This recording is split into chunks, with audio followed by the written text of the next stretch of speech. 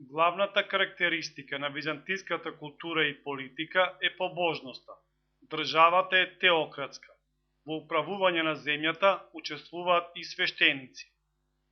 Целта со која е градена философијата е да се разберат христијанските идеи или одделни прашања да бидат промислени со религиски дух. За први византиски мислители се сметат Ориген и другите апологети на христијанството. Во првиот период од христијанството постои блискост со неоплатонизмот заради сличните идеи. Во овој правец особено се истакнува псевдо Дионисий Ареопагит, кај кого христијанските догми и мистика се споени со неоплатонизмот.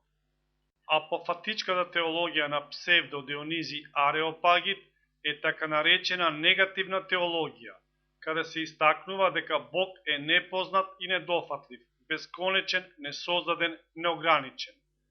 Апофатика – негирање. Вистинскиот однос со Бога е мистично незнаење, каде Бог треба да се познае во секоја афирмација или негација, со непосредна согледба. Тоа е мистично незнаење и врвен степен на сознание за Бога. Мислител кој прв ја поврза христијанската вера со Аристотеловото учење е Јован Дамаскин, живеел од 680 година до 749. Во своето дело Извор на знаењето, тоа е спој на мистицизмот, догматизмот и рационализмот.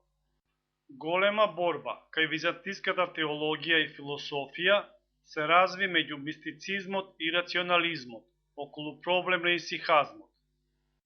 Исихазам представува живење во мок, внатрешна концентрација, духовно спокојство, движење развиено кај монасите и спосници на Света гора, исихис – молчење.